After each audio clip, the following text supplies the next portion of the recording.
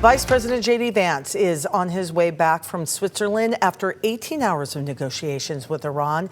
He says progress has been made in laying groundwork for a final deal, but does acknowledge there's still a ways to go. Natalie Brand has the very latest right now from the White House.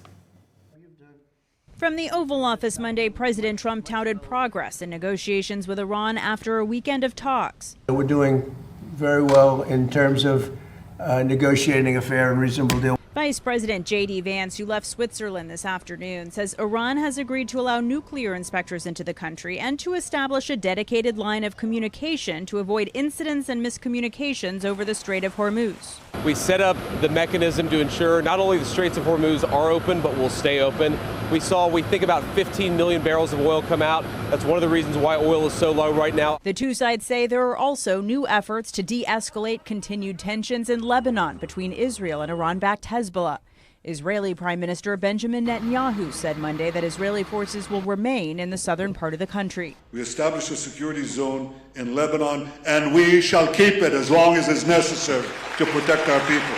The vice president acknowledged there's still a lot of work to do in reaching a final deal. Already, lawmakers on both sides of the aisle are criticizing the economic relief offered to Iran.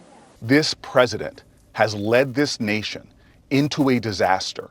We have surrendered our power, we have capitulated to the enemy, and they now are mocking us. H.R. McMaster, who served as national security advisor during the first Trump administration, says he's skeptical at this stage. If the long-term situation is that this government continues to be driven and constrained by the ideology of the revolution, then I think anything we do is just temporary and kind of a pause. The Treasury Department Monday announced it's temporarily lifting restrictions to allow Iran to sell oil, citing progress made in the talks so far.